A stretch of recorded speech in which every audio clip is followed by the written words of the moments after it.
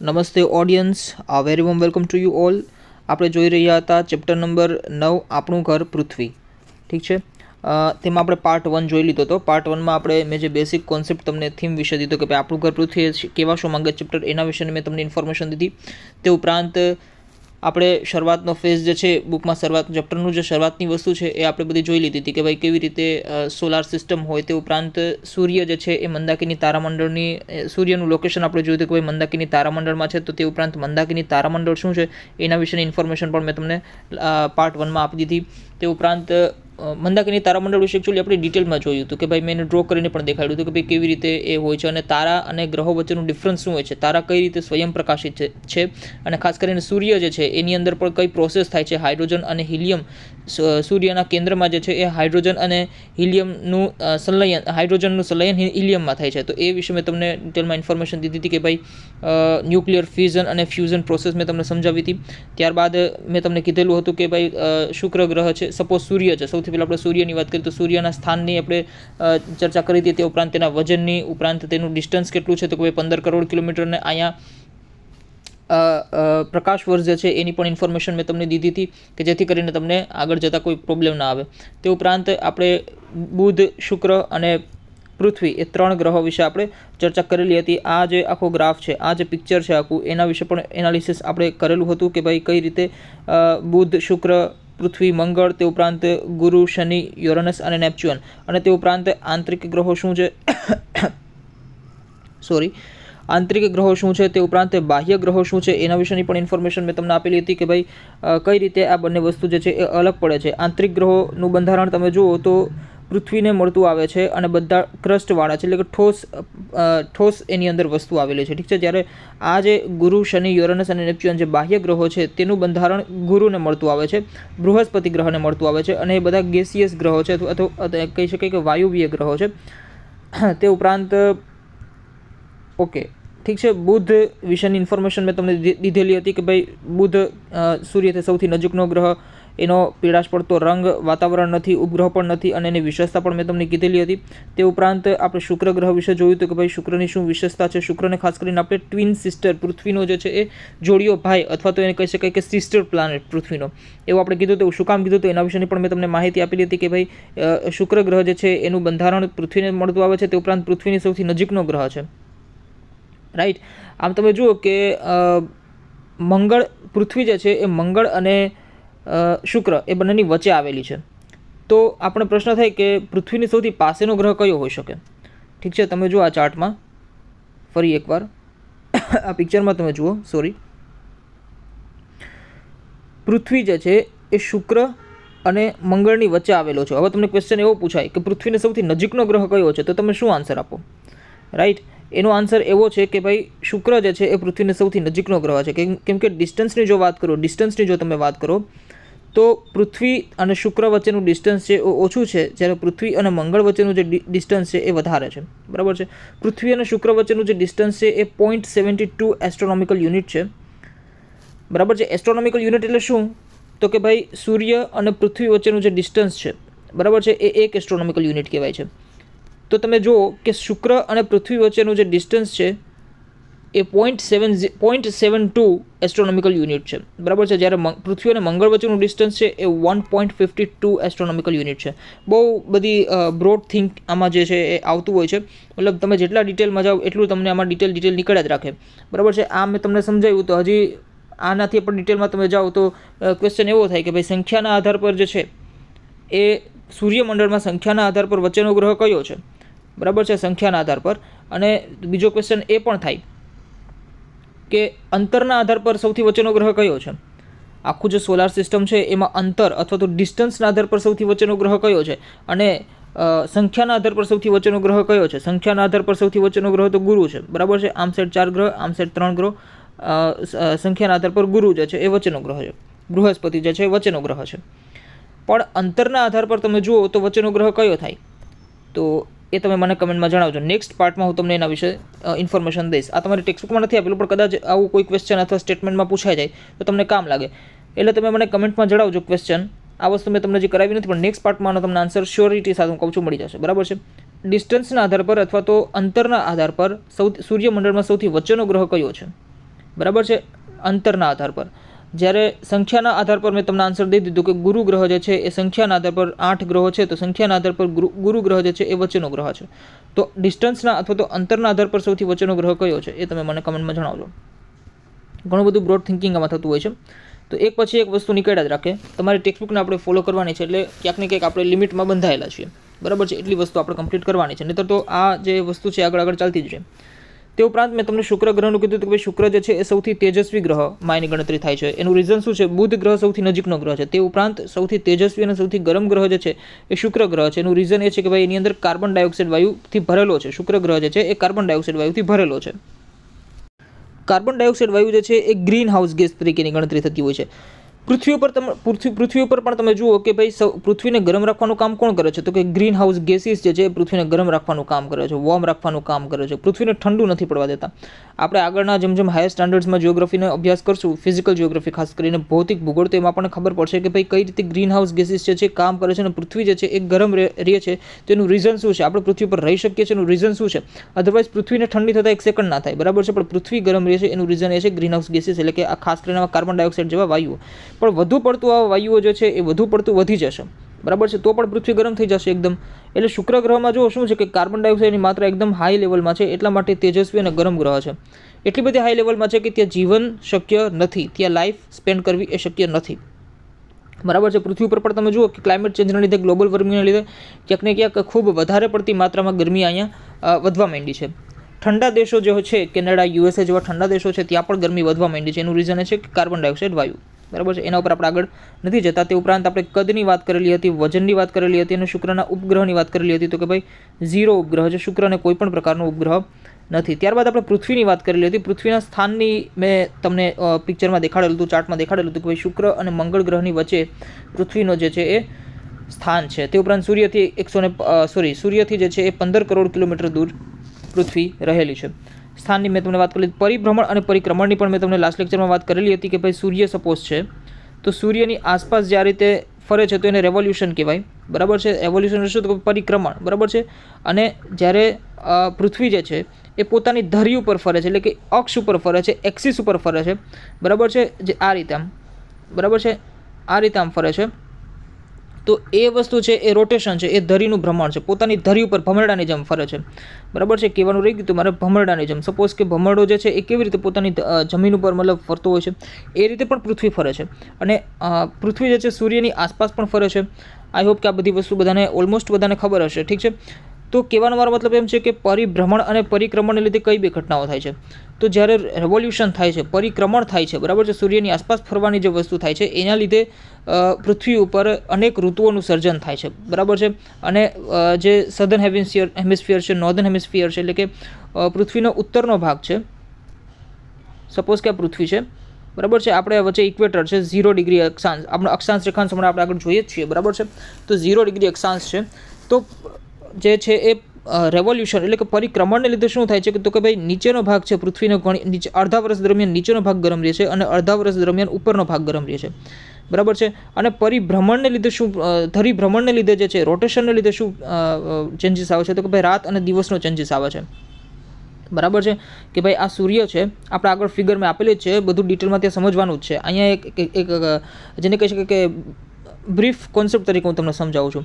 અને સપોઝ કે આ સૂર્ય છે અને સપોઝ કે આ પૃથ્વી છે, બરાબર છે. સૂર્ય દૂર છે એટલા માટે થોડુંક મેં તમને નાનો બતાવેલો છે. પૃથ્વીને જે છે તમે નજીકથી એઝ્યુમ કરજો.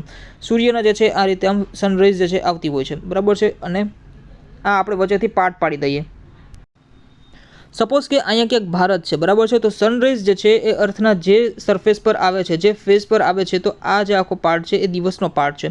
હવે પાછું આ બધી વસ્તુ ફરીને પાછી ઉપર આવશે, એટલે ભારત અહીંયા આવી જશે. તો ભારતમાં જે ક્યાંક ને ક્યાંક દિવસ થશે, બરાબર છે. દિવસની શરૂઆત થશે, બપોર થશે, અહીંયા આવશે એટલે બપોર થશે. તે ઉપરાંત એ ઉપર જશે એટલે અહીંયા પાછું સૂર્યાસ્ત થશે, બરાબર છે. ત્યારબાદ પાછી રાત આવશે. એ રીતે પૃથ્વી જે છે એ પોતાની ધરી પર પણ ફરે છે અને પરિક્રમણ એટલે કે રેવોલ્યુશન પણ કરે છે સૂર્યની આસપાસ. તારા અને ગ્રહ વચ્ચેનું ડિસ્ટન્સ શું છે એ મેં તમને લાસ્ટ લેક્ચરમાં સમજાવી દીધું હતું, બરાબર છે.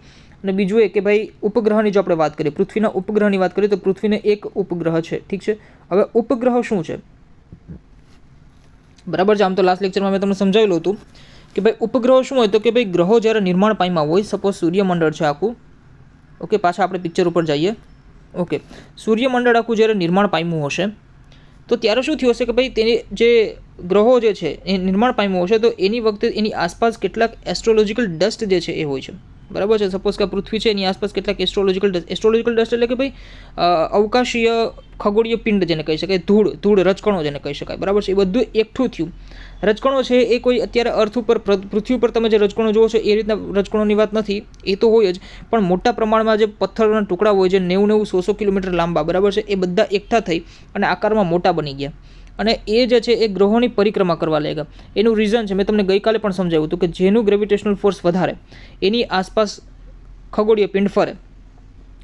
બધા જ ગ્રહોમાં જે છે સૂર્યનું ગ્રેવિટેશનલ ફોર્સ વધારે છે એટલે બધા ગ્રહો એની આસપાસ ફરે છે. પૃથ્વી અને ચંદ્રની કમ્પેરિઝન કરીએ તો પૃથ્વીનું ગુરુત્વાકર્ષણ બળ છે, ગ્રેવિટેશનલ ફોર્સ છે, એ ચંદ્ર કરતાં અનેક ગણું વધારે છે. એટલે ચંદ્ર જે છે એ પૃથ્વીની આસપાસ ફરે છે, રેવોલ્યુશન કરે છે, બરાબર છે. તે ઉપરાંત કેમ કે પૃથ્વી નજીક છે સૂર્યની આસપાસ, તો ઘણા લોકોને એવો પ્રશ્ન થાય કે ભાઈ સૂર્યની આસપાસ કેમ નહીં, તો સૂર્ય કરતાં પૃથ્વી નજીક છે અને જે કમ્પેરેટિવ તમે સ્ટડી કરો, બરાબર છે, તો પૃથ્વીનું ગુરુત્વાકર્ષણ બળ ચંદ્રને વધારે ઇફેક્ટ કરે છે સૂર્ય કરતાં. અને આમ પણ સૂર્યની આસપાસ એ ફરે છે, પૃથ્વી સૂર્યની આસપાસ ફરે છે, તો ચંદ્ર જે છે એ સૂર્યની આસપાસ તો ફરે જ છે, બરાબર છે. તો એ રીતે તમે મગજમાં રાખજો. તે ઉપરાંત મેં તમને કીધું કે ભાઈ ઉપગ્રહોની મેં તમને ડેફિનેશન દઈ દીધી કે ભાઈ એ રીતે બધા પિંડ જે છે એ ભેગા થઈ અને આકારમાં મોટા બની ગયા અને એ ગ્રહોની આસપાસ જે છે ફરવા લાગ્યા અને એ રીતે એ ઉપગ્રહો બની ગયા. ઉપગ્રહો અને ગ્રહોમાં આટલું જ ડિફરન્સ છે, બાકી ઉપગ્રહ જે છે એ પણ સ્વયં પ્રકાશિત નથી અને એ પણ સૂર્યનો જ પ્રકાશ મેળવે છે, બરાબર છે. તે ઉપરાંત આપણે પૃથ્વીની વિશેષતાની વાત કરેલી હતી, તો ભાઈ પૃથ્વીની વિશેષતા ઓલમોસ્ટ બધાને ખબર હોય કે ભાઈ ઋતુઓ જેવી દિવસ રાત અને ઋતુઓ જેવી ઘટનાઓ જે છે એ માત્ર પૃથ્વી પર જ જોવા મળે છે. અને બાકી એક વસ્તુ મગજમાં એ પણ રાખજો, મંગળ ઉપર જે છે એમાં પણ ઋતુઓ જેવી ઘટના જોવા મળશે, બરાબર છે, પણ એકદમ 100% સિમિલર નથી, પૃથ્વીને 100% સિમિલર નથી, પૃથ્વી જેવી છે, બરાબર છે. પૃથ્વી જેવી એ આપણે મંગળ ગ્રહ ઉપર હમણાં આવશું એટલે આપણને ખબર પડી જ જશે.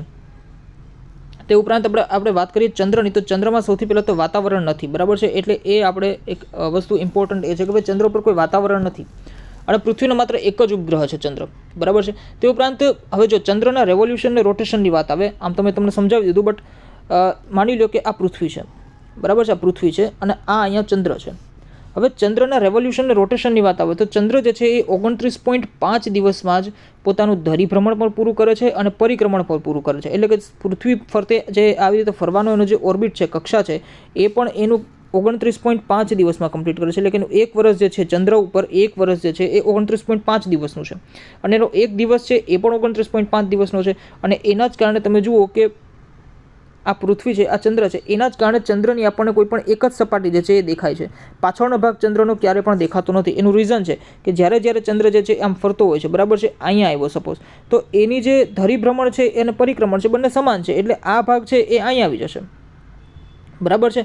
ત્યારબાદ આ ભાગ જે છે આ ભાગ એ પાછો અહીંયા આવશે, બરાબર છે. એટલે હંમેશા માત્ર ને માત્ર ચંદ્રની એક જ તરફની સપાટી દેખાય છે, એટલે એક જ તરફનો ફેસ દેખાય છે, આપણને એનો પાછળનો ભાગ ક્યારે પણ દેખાતો નથી. The reason behind this thing મેં તમને આ સમજાવી દીધું, બરાબર છે.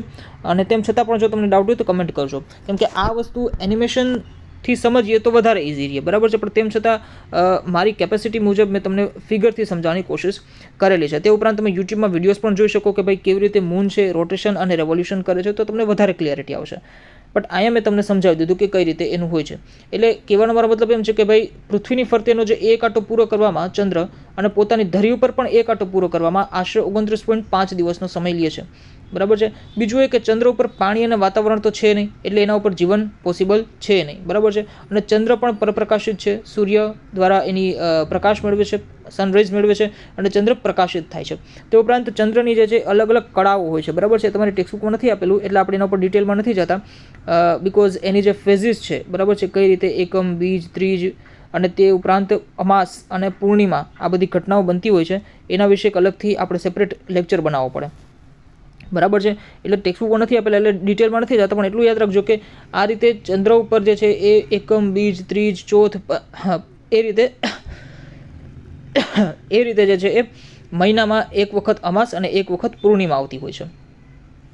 તે ઉપરાંત ચંદ્રને જે છે સૂર્ય પ્રકાશિત કરે છે. તે ઉપરાંત ચંદ્રની જે સપાટી છે એના ઉપર ઉલ્કાપાત થતા રહીએ છે. ઉલ્કા એટલે શું એના વિશેની આપણે આગળ હમણાં આવે જ છે, બરાબર છે, કે ભાઈ ઉલ્કા કોને કહેવાય. અને આ ઉલ્કાને લીધે અહીંયા જે છે ઓકે, ચંદ્રની સપાટી ઉપર તમે જુઓ કે અંધારી પૂનમની રાત હોય, બરાબર છે. પૂનમની રાતનો તમે ચંદ્ર જુઓ તો ઘણી ઊંડી ખીણો પણ જોવા મળશે, તમને કાળા ધબ્બાઓ પણ જોવા મળશે. કાળા ધબ્બાઓ શું છે કે ભાઈ ઘણી વખત એવું બનેલું હોય કે ભાઈ આ ઉલ્કાઓને લીધે એની અંદર ઊંડા ખાડાઓ પડી ગયા હોય, અને એ ઊંડા ખાડાઓ જે છે એ અત્યારે આપણને કાળા ધબ્બા સ્વરૂપે દેખાતો હોય, કેમ કે દૂરથી તમે એને જુઓ તો ત્યાં પ્રકાશ નથી પહોંચી શકતો, બરાબર છે. અને આસપાસ મોટા પર્વતો હોય, સપોઝ નીચે એકદમ ખીણ હોય, એટલે પૃથ્વી ઉપરથી આપણે જોઈએ તો ખીણનો જે ભાગ છે આપણને કાળો દેખાય, કેમ કે ત્યાં પ્રકાશ નથી પહોંચી શકતો. અને આ બધો ભાગ જે છે ત્યાં પ્રકાશ પહોંચે છે અને પાછું રિફ્લેક્શન પણ થાય છે, એટલા માટે આ બધો ભાગ આપણને સફેદ દેખાય છે. તો એ રીતે જે છે એ મેં તમને અહીંયા સમજાવ્યું કે ભાઈ ચંદ્રની સપાટી પર ઉલ્કાપાત થતા હોવાથી તેના ઉપરની ખૂબ વિશાળ મોટા ખાડાઓ પડી ગયા છે. અને અહીંયા ઓકે, ચંદ્ર પર મૃત જ્વાળામુખીઓ પણ આવેલા છે, એટલે ક્યારેક ને ક્યારેક પાસ્ટમાં જ્વાળામુખીઓ જે છે એવી ઘટનાઓ ત્યાં થઈ હોવાનું અનુમાન લગાવાય છે. ઓકે, તો તમારી ટેક્સ્ટબુકમાં આપણે કોઈ વસ્તુ બાકી નથી રહી જતી, ઠીક છે. એટલે આ પેરેગ્રાફ વાંચવાની કોઈ જરૂરિયાત રહેતી નથી. તે ઉપરાંત મંગળની જો આપણે વાત કરીએ, બરાબર છે. મંગળ ઇમ્પોર્ટન્ટ એટલા માટે છે આપણા માટે કેમ કે મંગળ ઉપર ઘણું બધું રિસર્ચ અત્યારે થઈ રહ્યું છે. તે ઉપરાંત તમે જુઓ કે માર્સ મિશન છે એ પણ મંગળ ઉપર જ મોકલવામાં આવેલું, તો નામ જ છે એનું માર્સ મિશન. મંગળના જો આપણે રંગની વાત કરીએ તો લાલ રંગનો ચમકતો ગ્રહ છે, કેમ કે એમાં આયર્ન જે છે એ ખૂબ વધારે માત્રામાં છે, બરાબર છે. આયર્ન જે છે એ ખૂબ વધારે માત્રામાં છે. તે ઉપરાંત તમે મંગળના વાતાવરણની વાત કરો તો વાતાવરણ પણ એનું લાલાશ, એની માટી જે છે એ પણ લાલાશ રંગની કલરની છે, અને વાતાવરણ જે છે એ પણ લાલ કલરનું છે. અને ખરેખર અત્યારે તમે અંધારી રાત્રે તમે જુઓ તો મંગળ ગ્રહ રેગ્યુલર દેખાતો જ હોય છે, અને એ પણ તમને રેડ કલરનો દેખાશે, લાલ કલરનો તારો હોય એના જેવું તમને ફીલ થશે, બરાબર છે. ટેલિસ્કોપથી તમે જુઓ તો ખબર પડે કે મંગળ ગ્રહ છે. તો એ રીતે લાલ રંગનો સુંદર ચમકતો ગ્રહ હોય છે. તે ઉપરાંત મંગળના વાતાવરણની જો વાત કરીએ તો આછું પાતળું વાતાવરણ છે, એકદમ ઘટ્ટ નહીં, પૃથ્વી જેવું વાતાવરણ નહીં, પણ ચંદ્રની જેમ પણ નહીં કે ભાઈ વાતાવરણ જ નથી. ચંદ્ર ઉપર તો વાતાવરણ છે જ નહીં, ઘટ કે મતલબ ડેન્સ એટમોસ્ફિયર કે પતલું એટમોસ્ફિયર, ચંદ્ર પર એટમોસ્ફિયર જ નથી. પણ મંગળની જો વાત કરું તો મંગળ ઉપર આછું પાતળું વાતાવરણ તો છે, બરાબર છે. એટલે આપણે જુઓ કે ઘણી વખત મંગળ ઉપર રિસર્ચ થતા હોય છે, તો એવી કલ્પના પણ કરવામાં આવેલી છે કે ભાઈ મંગળ ઉપર જીવન શક્ય છે. ઓકે, અને એના પર ઘણા બધા મૂવીઝ પણ બની ગયા છે. ઓકે, અને મંગળ ઉપર તમે જુઓ કે ઋતુઓ જેવી ઘટના થાય છે, ઋતુઓ અને દિવસ રાત જે મેં તમને લાસ્ટ વાત કરેલી પૃથ્વી આપણે જ્યારે સ્ટડી કરતા હતા ત્યારે, કે મંગળ ઉપર ઋતુઓ પ્રમાણે પૃથ્વી કરતાં વધુ ઠંડી અને ગરમી પડે છે, પણ ઋતુઓ જેવી ઘટના તો ત્યાં પણ છે. અને મંગળ ગ્રહનું જો 1 વર્ષની વાત કરીએ તો પૃથ્વી જે છે, પૃથ્વી એના માની લો 365 દિવસમાં 1 વર્ષ પૂરું થતું હોય છે, તો મંગળ ઉપર એનું ડબલ 365 ગુણ્યા 2 આટલા વર્ષમાં મંગળ ગ્રહનું જે છે એ 1 વર્ષ કમ્પ્લીટ થાય છે. તો એ તમે અનુમાન લગાવી શકો કે ભાઈ પૃથ્વી જેવું થોડું સિમિલારિટીઝ એનામાં છે. તે ઉપરાંત ઋતુઓની મેં તમને વાત કરેલી કે ભાઈ હા, ઋતુઓ ત્યાં છે, ભલે પૃથ્વી જેવી નહીં, પૃથ્વી કરતાં વધારે પડતી ઠંડી અને વધારે પડતી ગરમી પડે છે, પણ વસ્તુ એ છે કે પૃથ્વી જેવું જે છે એ થોડું વાતાવરણ તો ત્યાં છે જ. તે ઉપરાંત મંગળને 2 ઉપગ્રહો છે, ફોબોસ અને ડિમોસ નામના 2 ઉપગ્રહો જે છે, જેમ પૃથ્વીને 1 ઉપગ્રહ છે ચંદ્ર, એવી રીતે મંગળને 2 ઉપગ્રહ છે. તે ઉપરાંત વૈજ્ઞાનિકો મંગળ પર જીવસૃષ્ટિ વિકસાવવાના પ્રયત્નો કરી રહ્યા છે. ચંદ્રની મેં તમને એક વાત કહેવાની મારે રહી ગઈ કે ભાઈ ચંદ્ર ઉપર વાતાવરણ નથી, એ જ કારણથી તમે જુઓ કે ચંદ્રનું જે ટેમ્પરેચર છે, બરાબર છે, ચંદ્રનું તાપમાન જે છે, તાપમાન તો એ કેટલું હોય છે, દિવસ દરમિયાનનું તાપમાન કેટલું હોય, દિવસ દરમિયાનનું તાપમાન +425 ડિગ્રી સેલ્સિયસથી પણ વધારે. તે ઉપરાંત ચંદ્ર ઉપર રાત્રિ દરમિયાન ટેમ્પરેચર કેટલું હોય તો એ હોય છે -75 ડિગ્રી સેલ્સિયસથી પણ નીચું, બરાબર છે. એટલે તમે જુઓ ચંદ્ર ઉપર કોઈ પણ પ્રકારે ત્યાં એઝ અ એસ્ટ્રોલોજર પણ જવું થોડું વ્યાજબી નથી, બરાબર છે, ઠીક નથી. એ જ કારણથી તમે જુઓ કે ચંદ્ર ઉપર ઓકે 425 ડિગ્રી ટેમ્પરેચરથી વધારે દિવસનું તાપમાન, રાત્રિનું તાપમાન -175 ડિગ્રી સેલ્સિયસથી પણ નીચું હોય છે.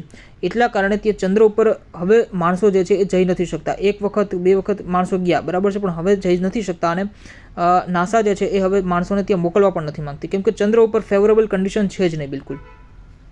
અને તે ઉપરાંત ત્યાં રહેવા જેવી કન્ડિશન નથી. અને તેનો 1 દિવસ જે છે એ મેં તમને કીધું કે પૃથ્વી ઉપર 15 દિવસ કમ્પ્લીટ થઈ જાય ત્યારે એનો 1 દિવસ માંડ પૂરો થતો હોય છે, અને 1 વર્ષ પણ એ બધું એનું ભેગું જ છે, બરાબર છે. તે ઉપરાંત આપણે મંગળની વાત કરેલી, તો હવે આપણે વાત કરીએ છીએ ગુરુની.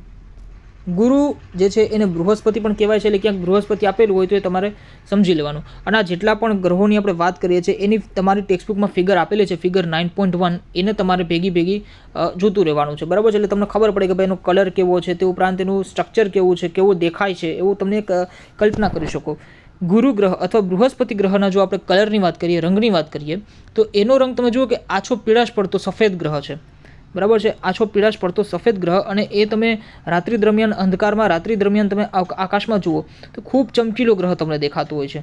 આકાશમાં મંગળ પણ દેખાય છે અને ગુરુ પણ દેખાય છે, બંને ઓપોઝિટ ડાયરેક્શનમાં દેખાય. સપોઝ કહું તમને એક એક્ઝામ્પલ આપું કે સપોઝ કે અહીંયા માની લો તમને મંગળ દેખાડો લાલ કલરનો ગ્રહ, ખૂબ લાલ કલરનો ગ્રહ, તો અહીંયા જે છે એના બિલકુલ ઓપોઝિટમાં ગુરુ ગ્રહ અથવા બૃહસ્પતિ ગ્રહ દેખાશે. બરાબર છે, શિયાળાની રાતમાં તો સારું એવું દેખાય, અને બિલકુલ આછો પીળાશ પડતો પણ સફેદ ગ્રહ તમને દેખાશે, એકદમ સફેદ, એકદમ વ્હાઇટનેસ એની અંદરથી નીકળતી હોય એવું તમને દેખાશે. ગુરુની એક વિશેષતાની જો તમને વાત કરું, કેમ કે તમારે ટેક્સ્ટબુકમાં નથી આપેલી, પણ એ વિશેષતા જાણવી જરૂરી છે કે ભાઈ બૃહસ્પતિ અથવા તો ગુરુ ગ્રહ જે છે એમાં પણ હાઇડ્રોજન હિલિયમની જે મેં તમને તારાની જે તમને વાત કરી હતી કે ભાઈ તારામાં કઈ રીતે એનર્જી ક્રિએટ થતી હોય છે, તો 1% એનર્જી અથવા તો 1% જે લાઇટ છે એ ગુરુ ગ્રહ પણ જનરેટ કરે છે, બૃહસ્પતિ પણ જનરેટ કરે છે. આ તમારી ટેક્સ્ટબુકમાં નથી આપેલી પણ એક ફેક્ટ છે. બરાબર છે, જ્યારે સૂર્ય માની લો કે 100% એનર્જી જનરેટ કરે છે, 100% પ્રકાશ જે છે એ જનરેટ કરે છે સૂર્ય, તો ગુરુ ગ્રહ જે છે એ 1% પ્રકાશ ઉત્પન્ન કરે છે, કેમ કે ગુરુ ગ્રહની અંદર પણ હાઇડ્રોજન હિલિયમની સંલયનવાળી પ્રક્રિયા થાય છે. બરાબર છે, ગુરુને આસપાસ ગુરુ ગ્રહ જે છે એની આસપાસ વાયુઓનું વાતાવરણ છે, પૃથ્વી જેવું વાતાવરણ નથી પણ વાયુઓનું વાતાવરણ છે, અને ગુરુ ગ્રહ જે છે એમાં ક્યાંય પણ સપાટી નથી, એટલે કે ક્રસ્ટ નથી, વાયુઓના વાદળથી જ આખો ગ્રહ બનેલો છે. અને ગુરુ ગ્રહ ઉપર માની લો કે કોઈ પડે છે, બરાબર છે, કોઈ વસ્તુ પડે છે, કોઈ માણસ પડે છે, તો એ માણસ ડાયરેક્ટલી ઉપરથી પડશે તો નીચે જે છે એ બહાર જ નીકળવાનો છે, કેમ કે ક્યાંય વચ્ચે સપાટી છે જ નહીં. જ્વાળામુખીઓ તે ઉપરાંત વાયુઓના વાદળોથી ભરેલો આ ગ્રહ છે, એટલે ક્યાંય પણ વચ્ચે સપાટી આવતી જ નથી. અને ઉપરાંત આ જે ગ્રહ છે એ ખૂબ ઠંડો ગ્રહ મનાય છે, કેમ કે સૂર્યથી ઘણો બધો દૂર છે. બરાબર છે, ઠંડો ગ્રહ મનાય છે, અને સૌરમંડળનો સૌથી મોટો ગ્રહ છે, એ મેં તમને વાત કરેલી. તે ઉપરાંત જો પૃથ્વીની વાત કરીએ તો પૃથ્વીની 1 ઉપગ્રહ, મંગળને 2 ઉપગ્રહ, ગુરુ ગ્રહ જે છે એને 79 ઉપગ્રહ છે. કેટલા? તો કે ભાઈ 79 ઉપગ્રહ છે. અને આ તો હજી અત્યારે રિસર્ચ થયેલા છે, એનાથી પણ આગળ કદાચ રિસર્ચ થાય તો આ સંખ્યા વધી શકે છે, પણ અત્યારે તમે એટલું રાખો કે 79 સેટેલાઇટ્સ છે, નેચરલ સેટેલાઇટ્સ, પ્રાકૃતિક ઉપગ્રહો ગુરુ ગ્રહને. કેમ કે ગુરુ ગ્રહ એટલો બધો વિશાળ છે કે એની આસપાસ આટલા 79 જેટલા પિંડ હોવા, મોટા મોટા ઉપગ્રહ જેવા પિંડ હોવા એ સ્વાભાવિક વસ્તુ છે. ઓકે, આ મોટા ભીમકાય ગ્રહને દૂરબીનથી જોતા ટપકાવાળી સપાટી મનોહર લાગે છે. તમે તમારી ટેક્સ્ટબુકમાં 9.1 સૌર પરિવારવાળું જે પિક્ચર છે એ તમે જુઓ કે એમાં ટપકાવાળી સપાટી છે, એ બીજું કંઈ નથી, જે આખી આ સપાટી જાય છે, બરાબર છે, આખો જે પટ્ટો જાય છે એ ગુરુ ગ્રહ ઉપર ચાલતા તોફાન છે કે જે વર્ષોથી ચાલે છે. જે પૃથ્વી ઉપર જે વાવાઝોડા જેવા તોફાન આવે છે એનાથી અનેક ગણા સ્પીડમાં એ તોફાન જતા હોય છે, એટલે આપણને તમે જુઓ કે ટપકાવાળી સપાટી લાગે છે. બરાબર છે, એટલે એ ટપકાવાળી સપાટી બીજું કંઈ નથી તો કે ભાઈ ગુરુ ગ્રહ ઉપર જે વાવાઝોડા જેવા તોફાન, સાયક્લોન જેવા તોફાન જે છે, અને એ અનેક ગણા સ્પીડમાં હોય છે, અનેક ગણા ફોર્સમાં હોય છે, તો એના કારણે એ વસ્તુ તમને ત્યાં જોવા મળે છે.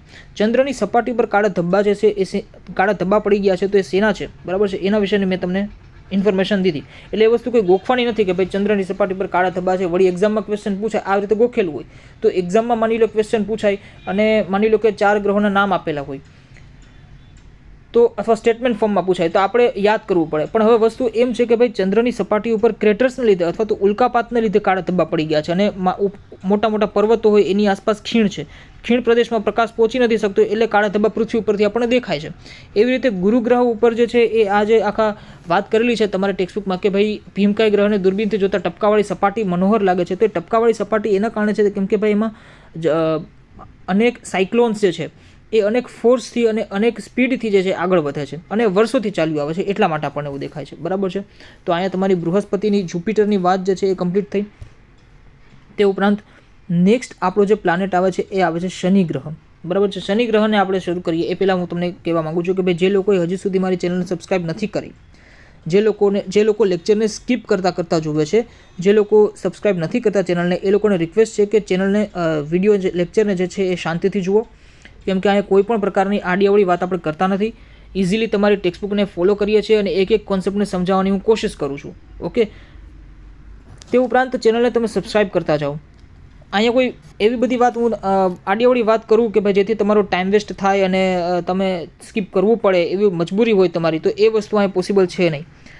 પોઈન્ટ ટુ પોઈન્ટ આપણે સીધી વાત કરીએ છીએ કે ભાઈ જે ટોપિક આપણે ઉપાડ્યો છે એ ટોપિકને આપણે ઝીણવટપૂર્વક જેટલું બને એટલું મારાથી જેટલું બને એટલું હું તમને એની કોન્સેપ્ટ ક્લિયર કરવાની કોશિશ કરું છું. ઓકે, તો સ્કીપ કરવાની તો કોઈ વાત નથી આવતી. તે ઉપરાંત ચેનલને સબસ્ક્રાઈબ કરો જેથી કરીને મને વધુ મોટિવેશન મળે, વધુ સારો કન્ટેન્ટ લાવવાનું મોટિવેશન મળે, અને વધુ સારી રીતે સમજાવવાનું, પ્રેઝન્ટેશન આપવાનું, સ્પીચ દેવાનું એ મને મોટિવેશન મળે. તે ઉપરાંત ઘણા બધા લોકો હવે શેર કરે છે, બટ ઓછી માત્રામાં શેર કરે છે. તો શેર કરવાનું તમે રાખતા જાઓ. ઠીક છે કે સપોઝ કે તમારા ફ્રેન્ડ્સને તમે શેર કરેલું, અથવા તમારા નાના ભાઈ બહેન જે 6th ક્લાસમાં હોય, 7th 8th ક્લાસમાં હોય, ઇવન 10th ક્લાસમાં, મેટ્રિકમાં પણ હોય, ઓકે, 10મા ધોરણમાં પણ જો હોય તો પણ આ બધા કોન્સેપ્ટ કામ આવશે. બરાબર છે. અને આ બધા કોન્સેપ્ટનો ઉપયોગ કરીને 10th ક્લાસનું જે જિયોગ્રાફી છે, હિસ્ટ્રી છે, ખાસ કરીને 10મા ધોરણમાં કલા અને સંસ્કૃતિવાળું જે આખો પોર્શન છે સામાજિક વિજ્ઞાનમાં, એ તમે પ્રાચીન ભારતનો ઇતિહાસ સમજી જાઓ તો તમને વધારે ઇઝી રહે એ બધું વસ્તુને કેચઅપ કરવાનું, સમજવાનું. ઓકે, તો એટલા માટે કહું છું કે લેક્ચરને સ્કીપ કર્યા વગર જુઓ અને ત્યારબાદ ચેનલને સબસ્ક્રાઇબ કરો. અત્યારે જ હાલમાં સબસ્ક્રાઇબ કરો. ઠીક છે. સબસ્ક્રાઇબ કરતાં તમને 1 સેકન્ડ લાગશે. કેટલી? 1 સેકન્ડ. 1 સેકન્ડ જે છે એ તમને સબસ્ક્રાઇબ કરતાં લાગશે, તો માનો મોટિવેશન મળશે. તમારી 1 સેકન્ડ જો તમે મને આપશો તો મને મોટિવેશન મળશે. એટલે અત્યારે જ ક્યાંક ને ક્યાંક નીચે સબસ્ક્રાઇબ કરો, અને સબસ્ક્રાઇબ કર્યા બાદ બેલ આઇકન જે છે એને પ્રેસ કરી દેજો. એનું રીઝન છે કે જ્યારે મારા લેક્ચર્સ અપલોડ થશે ત્યારે તમને એ નોટિફિકેશન ઉપર દેખાશે. માની લો કે તમે અત્યારે ફ્રી નથી, રાઈટ, જ્યારે લેક્ચર અપલોડ થયો ત્યારે તમે ફ્રી નથી, પણ 1 કલાક, 2 કલાક, 3 કલાક પછી પણ અને બીજા દિવસે પણ તમને લેક્ચર ગોતવો નહીં પડે. સીધું નોટિફિકેશનમાં જઈ અને તમે એ લેક્ચરને જોઈ શકશો. તો એ રીતે તમે બેલ આઇકનને પ્રેસ કરો, ચેનલને સબસ્ક્રાઇબ કરો. ઠીક છે. અને શેર કરો અને કમેન્ટ પણ કરો. ઓકે, ઘણા લોકો હજી કમેન્ટ નથી કરતા, તો કમેન્ટ કરવાનું રાખો યાર, જેથી કરીને મને ખબર પડે કે હું કેવું પ્રેઝન્ટેશન દઉં છું અને કેટલું તમને મગજમાં કેચઅપ થાય છે બધી વસ્તુ. એટલે મને પરફોર્મન્સ જે છે એ બેટર કરવાની ખબર પડે. ઓકે, એટલે કમેન્ટ કરવાનું તો પહેલાં રાખજો. ચાહે તમને બધું સમજાઈ ગયું હોય તો પણ તમે કમેન્ટ કરો કે ઓકે ડન છે, બરાબર છે. ગઈકાલે એકની કોમેન્ટ હતી કે ભાઈ થેન્ક યુ, તમે એને રિસ્પોન્સ દીધો એ ભાઈને, બરાબર છે. તો એ રીતે તમે મને રિસ્પોન્સ દો તો મને ખબર પડે કે ભાઈ હા ઓકે છે બધું. અને જો નથી સમજાતું તો પણ તમે મને રિસ્પોન્સ દો, તો જેથી મને ખબર પડે કે ભાઈ નેક્સ્ટ લેક્ચરથી આપણે આ વસ્તુનું ધ્યાન રાખવાનું છે. તો હવે આપણે આગળ વધીએ છીએ શનિ ગ્રહ ઉપર. શનિ ગ્રહના સૌથી પહેલાં સ્થાનની વાત કરીએ. તમારો ફિગર જે 9.1 છે એને તમે જુઓ કે શનિનું સ્થાન ગુરુ અને યુરેનસ ગ્રહની વચ્ચે છે. શનિનું સ્થાન ગુરુ અને યુરેનસ ગ્રહની વચ્ચે છે, અને એ બાહ્ય ગ્રહ તરીકેની ગણતરી થાય છે. એટલે કે ભાઈ એક ગેસનો બનેલો ગ્રહ છે, એ પણ ગુરુ જેવું જેનું થોડું સ્ટ્રક્ચર છે. તે ઉપરાંત શનિને એક વિશેષતાની જો તમને સૌથી પહેલાં વાત કરું તો શનિ જે છે એની આસપાસ વલયો તમને જોવા મળશે. બરાબર છે, વલયો. આ સપોઝ શનિ ગ્રહ છે તો શનિની આસપાસ વલયો જોવા મળશે. તમે તમારી ટેક્સ્ટબુકમાં પણ જોઈ શકો છો. બરાબર છે. અને એના કલરની જો વાત કરીએ, એ વલયો શેના બનેલા છે એના ઉપર હમણાં આવું છું, પણ સૌથી પહેલાં એના રંગની વાત કરીએ કે શનિ ગ્રહનો રંગ કેવો છે. તો શનિ ગ્રહ જે છે એ નીલા રંગનો તેજસ્વી વલયોથી સુંદર ગ્રહ લાગે છે. એટલે કે નીલો રંગ, ઇન્ડિગો રંગ જેને કહી શકાય. બરાબર છે, ઇન્ડિગો રંગ અથવા નીલો રંગ. અને એની આસપાસ વલયો આવેલા છે. એટલે તમે ટેલિસ્કોપથી પણ જુઓ તો તમને વલયો સાફ પ્રમાણમાં દેખાય છે. બરાબર છે. વલયોને લીધે શું થાય છે કે કોઈ પણ ગ્રહ તમે જુઓ, અત્યાર સુધી આપણે જેટલા પણ ગ્રહોનું એનાલિસિસ કર્યું તો એ ગ્રહોમાં ક્યાંય પણ વલયો જોવા નથી મળતા. શનિ ગ્રહમાં વલય જોવા મળે છે. એટલે એક જુદો ગ્રહ તરી આવે છે. ટેલિસ્કોપથી પણ તમે જુઓ તો જુદો તરી આવે છે અને એકદમ સુંદર લાગે છે, તેજસ્વી લાગે છે. એવું લાગે કે ભાઈ સપોઝ કે એની આસપાસ એનું રક્ષણ કરતા હોય એવી આપણને વસ્તુ, એવું આપણને દૂરથી ફીલ થાય. બરાબર છે. તો એ રીતે તમે એને જોઈ શકો, અથવા તો તમે એને કહી શકો કે સપોઝ કે ભાઈ આ જે વલયો છે એના કારણે ઉપરનો જે હિસ્સો છે, બરાબર છે, આ શનિ ગ્રહ છે સપોઝ, અને આ જે છે એવી રીતે આમ વલયો જતા હોય છે તો પાઘડીયો ગ્રહ લાગે. એટલે કે ઉપર જે છે એ પાઘડી પહેરેલી હોય, બરાબર છે, ટોપી પહેરેલી હોય એવું જે છે એ ફીલ થાય છે. એટલે એને અન્ય એક નામની જો તમે વાત કરો, શનિના અન્ય નામની, તો એને પાઘડીયો ગ્રહ તરીકે ઓળખવામાં આવે છે. તે ઉપરાંત આપણે શનિની ઉપગ્રહોની વાત કરીએ. બરાબર છે, ઉપગ્રહ ખૂબ ઇમ્પોર્ટન્ટ. તો 62 જેટલા, કેટલા તો કે 62 જેટલા ઉપગ્રહ છે શનિ ગ્રહને. 62 ગ્રહો તો રિસર્ચ એનાથી પણ વધારે થયેલા છે, ઉપગ્રહો શોધાયેલા છે. બરાબર છે. તે ઉપરાંત સૂર્યથી દૂર છે એટલે એની સપાટી પરનું ટેમ્પરેચર જે છે ખૂબ ઓછું છે. જેમ જેમ તમે દૂરના ગ્રહમાં જાઓ, ઓકે, જેમ જેમ તમે દૂર જાઓ એ રીતે સૂર્યનું તાપમાન જે છે ધીમે ધીમે ઓછું થતું જાય, અને એ બધા ગ્રહો ઠંડા ગ્રહોમાં જે છે પરિવર્તન પામતા જાય. બરાબર છે. તે ઉપરાંત શનિની એક આપણે વસ્તુની વાત કરીએ તો કે ભાઈ સૌર પરિવારમાં, સોલાર સિસ્ટમમાં ગુરુ પછીનો બીજા નંબરનો સૌથી મોટો ગ્રહ જે છે એ શનિ ગ્રહ છે. બરાબર છે. તો એ વસ્તુ આપણે ઇમ્પોર્ટન્ટ જોવાની રહી. તે ઉપરાંત યુરેનસની જો આપણે વાત કરીએ તો આ જે ગ્રહ, જો યુરેનસ પ્લસ નેપચ્યુન અને પ્લુટો, આ 3 ગ્રહો એવા છે કે જે દૂરબીનથી નથી દેખાતા. એનું રીઝન છે કે આ ગ્રહો ખૂબ દૂર છે. શનિ સુધીનું જો તમે અંતર માપો, બરાબર છે, પૃથ્વીથી લઈને શનિ સુધીનું જો તમે ડિસ્ટન્સ માપો તો એટલું બધું વધારે હોય છે એસ્ટ્રોનોમિકલ યુનિટમાં કે યુરેનસ અને નેપચ્યુનની તો કલ્પના જ કરવી દૂર રહી કે ભાઈ એ આપણને દેખાશે. એટલે દૂરબીનથી પણ આપણને નથી દેખાતા. હબલ ટેલિસ્કોપની જો આપણે વાત કરીએ તો હબલ ટેલિસ્કોપમાં આ બધું કેચઅપ થતું હોય છે, બટ દૂરબીનથી કે નોર્મલ ટેલિસ્કોપથી આપણને આ ગ્રહો અને નરી આંખે તો આ ગ્રહ બિલકુલ પણ નથી દેખાતા. શનિ ગ્રહ જે છે એ પણ નરી આંખે જોવામાં આપણને મુશ્કેલી પડતી હોય છે. તે ઉપરાંત યુરેનસની એક ફેક્ટની વાત એ છે કે ભાઈ શોધકર્તા એના કોણ હોય છે, તો કે વિલિયમ હર્શલ જે છે એ એના શોધકર્તા હોય છે. આ એક એસ્ટ્રોલોજર હોય છે અને 1781માં 1781માં યુરેનસ ગ્રહને શોધી કાઢ્યો હતો. બરાબર છે. અને નામ દીધું હતું કે ભાઈ યુરેનસ, ઇંગ્લિશમાં એનું નામ યુરેનસ આપેલું હતું. તે ઉપરાંત આ ગ્રહ જે છે યુરેનસ એ પણ ખૂબ ઠંડો છે. હમણાં આપણે ઉપર ચાર્ટમાં જોઈએ. ઓકે, ચલો પહેલાં ચાર્ટ આપણે એનાલિસિસ કરીએ કે ભાઈ ઠંડા અને ગરમ કેવી રીતે. તો તમે જુઓ કે સૂર્યથી જે છે એ જે નજીકના ગ્રહો છે જેમ કે બુધ એ ખૂબ ગરમ છે. ત્યારબાદ શુક્ર, તો એ બુધ કરતાં થોડોક ઠંડો પણ ગરમ એટલા માટે છે. સુકામાં આખા સોલાર સિસ્ટમમાં ગરમ કહેવાય છે. તો એનું રીઝન છે કે એની અંદર રહેલો carbon dioxide, green house gas, કે જે સોલાર રેડિયેશનને પોતાના ગ્રહમાં લે છે અને પકડી રાખે છે. પછી એને રિફ્લેક્ટ નથી કરવા, મતલબ ગરમી જે છે એને બારે રિફ્લેક્ટ નથી, ગરમીને જે છે એ બહાર છોડતું નથી. એના કારણે શુક્ર જે છે એ સૌથી વધારે ગરમ અને તેજસ્વી ગ્રહ છે. બટ અધરવાઇઝ તમે જોવા જાઓ તો બુધ જે છે એ ગરમ ગ્રહ છે. ઓકે, પણ બુધ, શુક્ર અને ત્યારબાદ પૃથ્વીની જો આપણે વાત કરીએ તો પૃથ્વી નોર્મલ ટેમ્પરેચર ધરાવે છે. વાતાવરણ પણ એનું બરાબર છે. પછી તમે માની લો મંગળ ઉપર જાઓ છો તો મંગળ ઉપર પૃથ્વી કરતાં વધારે પડતી ઠંડી છે અને ગરમીની સિઝનમાં વધારે પડતી ગરમી છે. પછી તમે જેમ જેમ દૂર જાઓ છો, બરાબર છે, તો ઠંડક જે છે એ વધતી જશે, એટલે કે માઇનસમાં ટેમ્પરેચર જે છે એ વધતું જશે. આ બધા ગ્રહો જે છે ગરમ નથી. બરાબર છે. એટલે એને ક્યાંક ને ક્યાંક બાહ્ય ગ્રહો પણ કીધા છે. અને સૂર્યથી જેમ દૂર જાય છે એ રીતે એની ગરમી ઓછી થતી જાય છે અને ટેમ્પરેચર ખૂબ જ ડિક્રીઝ થતું જાય છે. તો એ વસ્તુ હવે તમારા જેટલા પણ ગ્રહો છે, યુરેનસ, શનિથી માંડી, ગુરુથી શનિ, યુરેનસ, નેપચ્યુન, આ બધા ગ્રહો જે છે એ ખૂબ જ ઠંડા ગ્રહ તરીકે ઓળખાય છે. તે ઉપરાંત આપણે વાત કરીએ નેપચ્યુન ગ્રહની, તો નેપચ્યુનના સૌથી પહેલાં રંગની વાત કરીએ. ઓકે, કે ભાઈ નેપચ્યુન ગ્રહનો રંગ કેવો છે, તો કે લીલા રંગનો ગ્રહ છે. તમે તમારી ટેક્સ્ટબુકમાં જુઓ કે લીલા રંગનો, ગ્રીન કલરનો આ ગ્રહ દેખાય છે. તે ઉપરાંત એના વાતાવરણમાં મિથેન નામનો ઝેરી વાયુ હોય છે. નેપચ્યુન જે છે એના એટમોસ્ફિયરમાં મિથેન નામનો ઝેરી વાયુ છે. અને પૃથ્વીની જેમ જ આમાં પણ ઋતુ પરિવર્તન જોવા મળે છે. પૃથ્વીની જેમ તો ના કહી શકાય, બટ પૃથ્વી જેવું, બરાબર છે, પૃથ્વી જેવું, એકદમ 100% સિમિલર નહીં, પણ પૃથ્વી જેવું ઋતુ પરિવર્તન છે એ જોવા મળે છે. તો ઋતુ પરિવર્તનની વાત આવે તો 3 ગ્રહમાં, એક તો પૃથ્વીમાં તો છે જ, એ આપણને ખબર જ છે, પ્લસ મંગળ ગ્રહ, બરાબર છે, મંગળ ગ્રહ જે છે એમાં પણ ઋતુ પરિવર્તન જોવા મળે છે. અને ત્રીજું નેપચ્યુન જે છે એમાં પણ ઋતુ પરિવર્તન જોવા મળે છે. તો આ વસ્તુ આપણે યાદ રાખવાની. તે ઉપરાંત એક ફેક્ટ વચ્ચે કહેવાની રહી ગઈ કે ભાઈ સપોઝ કે પૃથ્વી છે, બરાબર છે, પૃથ્વી આ ટેક્સ્ટબુકમાં નથી આપેલું, પણ પૃથ્વીની જો આપણે વાત કરીએ તો પૃથ્વીને પણ 2 કલર આપેલા છે. એક તો એસ્ટ્રોનોમિકલ લેંગ્વેજમાં આપણે વાત કરીએ તો પૃથ્વીનો કલર બ્લુ છે, બરાબર છે. બ્લુ એટલા માટે છે કેમ કે ભાઈ પાણીને લીધે. પણ આપણે જિયોગ્રાફિકલ લેંગ્વેજની વાત કરીએ, બરાબર છે, તો એનો કલર ગ્રીન છે, એટલે કે લીલો કલર છે. કેવી રીતે લીલો કલર, તો કે ભાઈ પૃથ્વી ઉપરની જે સપાટી છે, ગ્રીન પ્લાન્ટ્સ અને જે ગ્રીન હાઉસ ગેસીસ છે, ગ્રીન હાઉસ વાયુઓ છે, એના કારણે પૃથ્વીને ભૌગોલિક ભાષામાં અથવા તો જિયોગ્રાફિકલ લેંગ્વેજમાં એને આપણે ગ્રીન કહીએ છીએ. પણ એસ્ટ્રોનોમિકલ લેંગ્વેજમાં આપણે એને બ્લુ કહીએ છીએ, બરાબર છે. તો એ રીતે બ્લુ ગ્રીન તરીકે તમે યાદ રાખી શકો છો.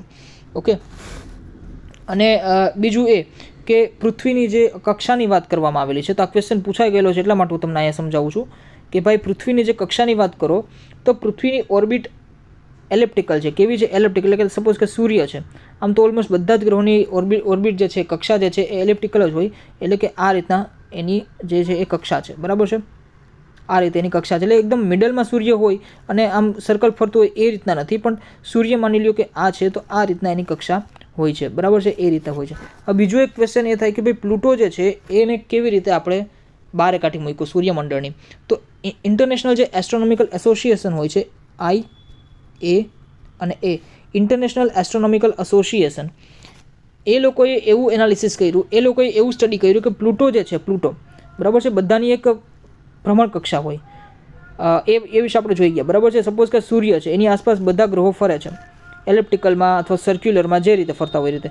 તો બધા જ ગ્રહોની એક નિશ્ચિત કક્ષા હોય, બધા ગ્રહો જે છે નિશ્ચિત જે છે કક્ષામાં ફરતા હોય છે. પ્લુટો જે છે એની કોઈ નિશ્ચિત કક્ષા હોતી નથી.